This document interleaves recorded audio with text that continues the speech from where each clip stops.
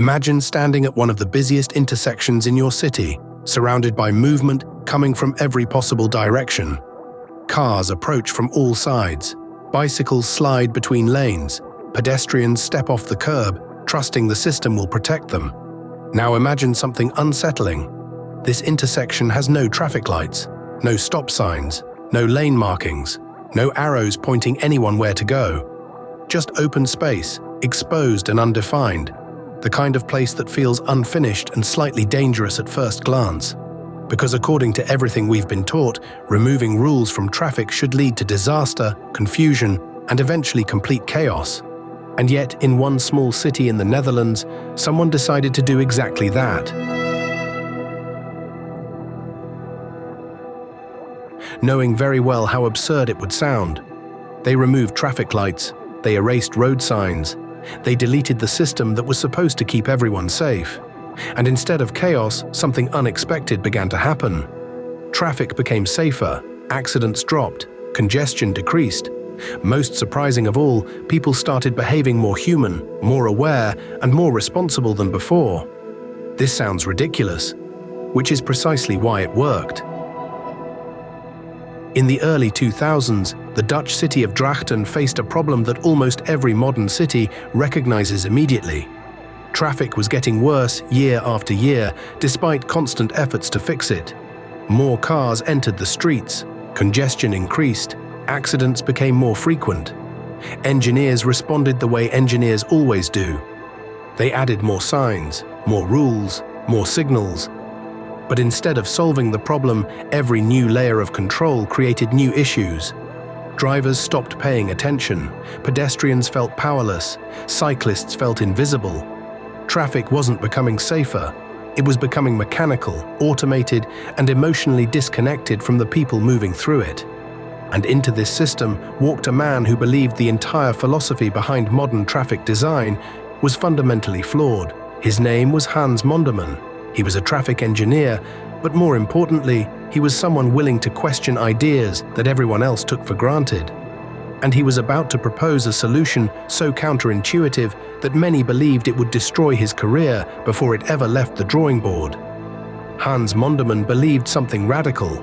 He believed that too much safety can actually make people less safe over time. At first, that idea sounds almost irresponsible.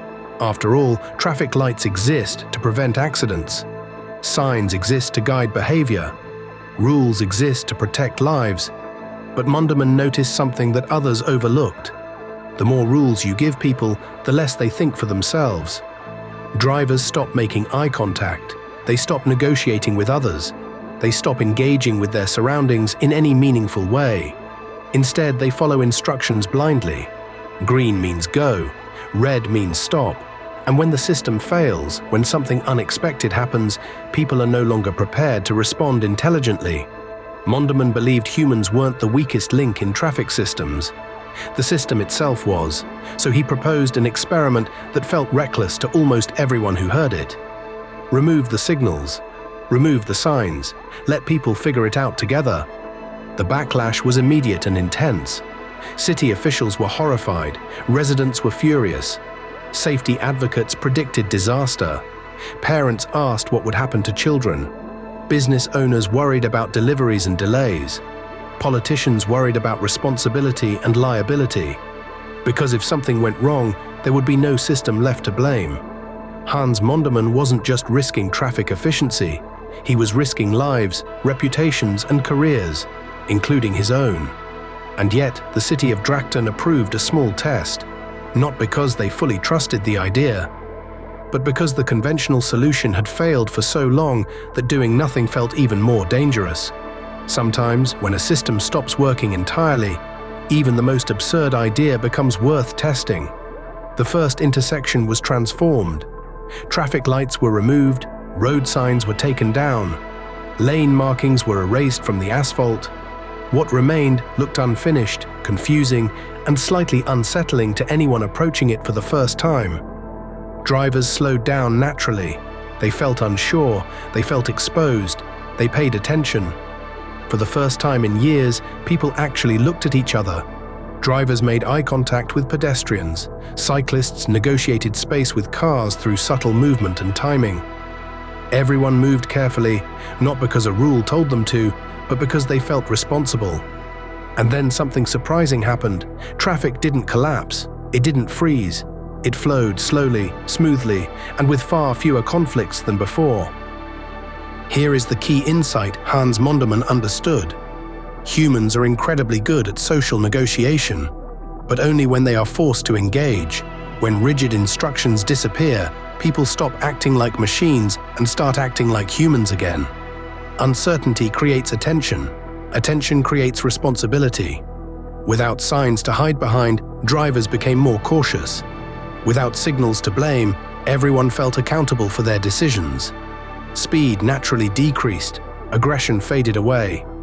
Communication returned to the street. It wasn't lawlessness. It was shared responsibility, emerging organically from human behavior. The city closely monitored the results: accidents, traffic speed, congestion levels. And the data surprised even the most skeptical observers. Accidents went down, serious injuries decreased. Traffic moved more smoothly through the intersection. In some areas, crashes dropped dramatically compared to the old system, not despite the lack of rules, but because of it.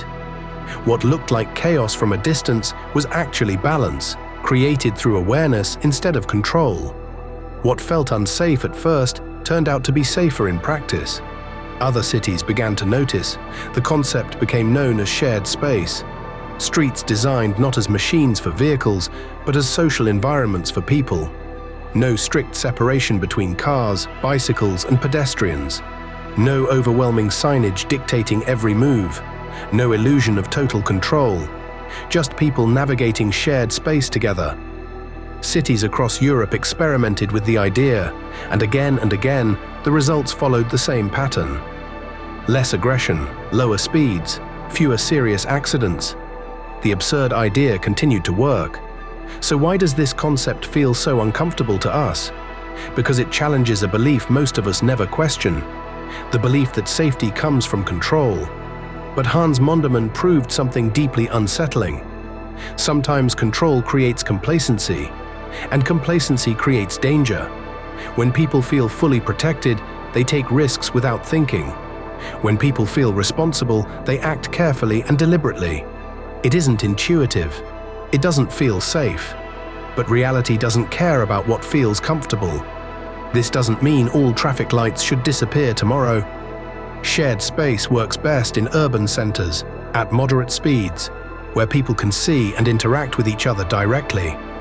Highways still need structure. Complex systems still require rules. The lesson is not to remove all safety. The lesson is deeper than that. Design systems that force people to think.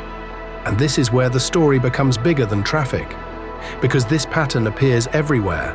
In schools overloaded with rules that kill curiosity, in workplaces buried in policies that kill ownership, in products bloated with features that confuse users instead of helping them. Sometimes removing structure doesn't create chaos, it creates clarity. Sometimes less guidance leads to better behavior. Sometimes the absurd solution works because the conventional one stopped working a long time ago. Drachten didn't become safer because of better technology. It became safer because it trusted people. And that kind of trust is rare. We live in a world obsessed with optimization, automation, and control. But this city bet on something else, human judgment. And it paid off in ways almost no one expected. So the next time you're sitting at a red light with no cars in sight, waiting for permission to move forward, ask yourself something uncomfortable. What would happen if the rules disappeared? Would everything fall apart? Or would we finally start paying attention again, using judgment instead of instructions? Because sometimes the safest solution is the one that sounds completely ridiculous.